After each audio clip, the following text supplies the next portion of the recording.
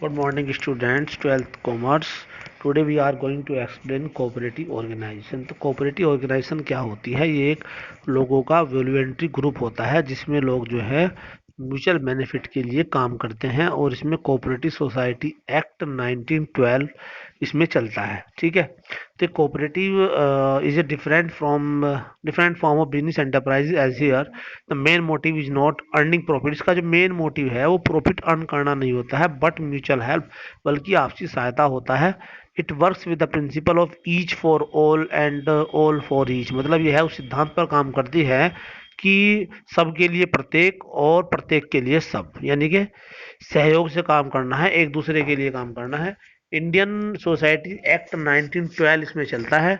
Defines cooperative society cooperative in section 4, society which has its objective as the proportion of economic interest of its member in the accordance with cooperative principles। तो cooperative principle के अनुसार क्या है कि इसमें जो है member का जो है मेंबर के आर्थिक हितों को बढ़ाना होता है, मतलब उनके जो मेंबर्स हैं उनके बेनिफिट के लिए ही ये काम करती है। ठीक है, तो इसके फीचर्स देखते हैं।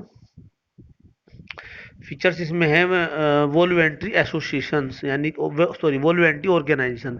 ये ऐच्छिक संगठन होता है, इसमें लोग अपनी इच्छा से आते हैं। Cooperative organisation is a voluntary association of persons desires of pursuing a common objective. इसमें जो है इच्छुक लोग आते हैं जो कॉमन ऑब्जेक्टिव के लिए काम करते हैं। They can come and leave the organisation at their will without any coercion and intimidation. मतलब इसका मीन्स ये है कि जिसमें जो मेंबर्स हैं वो अपनी इच्छा से आ सकते हैं, अपनी इच्छा से जा सकते हैं, बिना किसी दबाव के, बिना किसी धमकी के वो कर सकते हैं। इसमें जब चाहे जब आ सकते हैं, जब चाहे जब जा सकते हैं। ये वॉलंटरी ऑर्गेनाइजेशन होता है। अब नेक्स्ट पॉइंट देखते हैं इसका।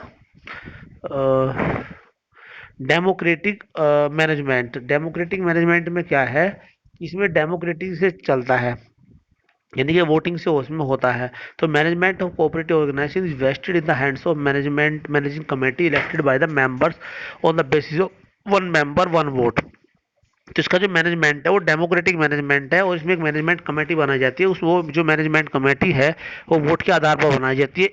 एक जो मेंबर होता है उसे एक ही वोट डालने का राइट होता है।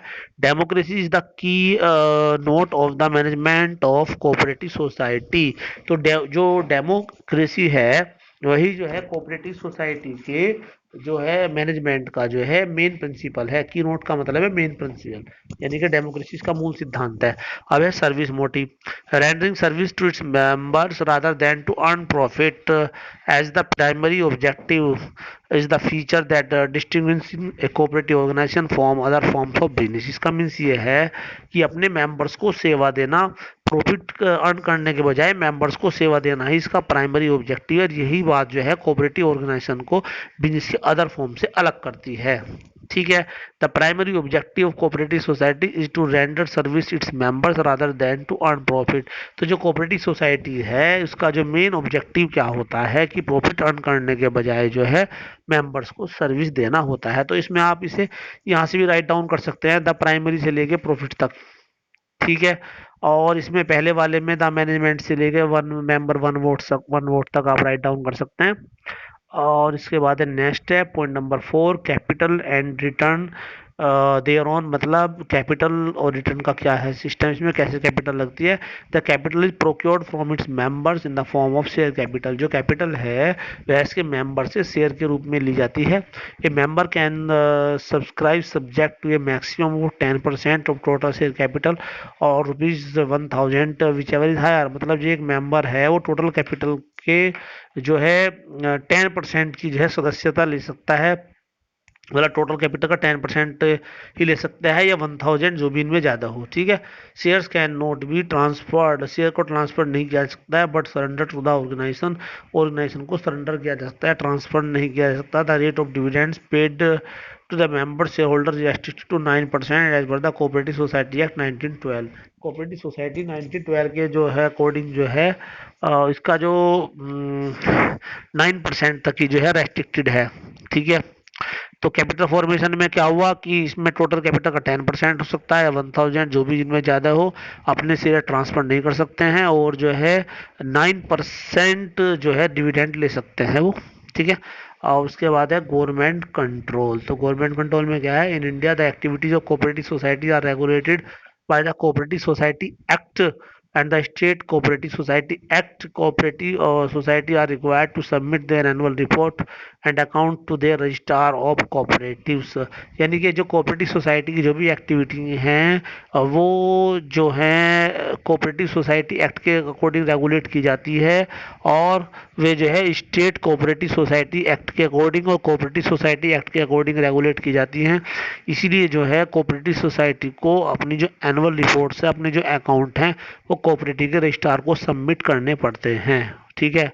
उसके बाद है डिस्ट्रीब्यूशन ऑफ सरप्लस। सरप्लस का डिस्ट्रीब्यूशन कैसे होता है, after giving dividends to the member the surplus of profits if any if is distributed among the members on the basis of goods purchased by each member from the society। ठीक है। तो यानी कि जो जो मेंबर हैं उनको dividend देने के बाद अगर फिर भी कोई प्रॉफिट बचता है तो वह प्रॉफिट जो है किस तरह मेंबर में डिवाइड किया था, जिस मेंबर ने जितना गुड्स परचेज किया है उसके बेस के आधार पर जो है वो प्रॉफिट जो है सरप्लस जो है वो डिस्ट्रीब्यूट किया जाता है। ठीक है। अब उसके बाद है entrepreneur does not find this form a very desirable structure to start a new venture. तो मोस्टली जो एंटरप्रेन्योर्स हैं वो कोऑपरेटिव सोसाइटी का बिजनेस स्टार्ट नहीं करना चाहते हैं। उसके बहुत सारे रीजन हैं। क्वेस्ट फॉर एक्सीलेंस, मतलब जो है वो खुद सफलता लेना चाहते हैं, तो इसलिए कोऑपरेटिव सोसाइटी में सब मेंबर्स का होता है।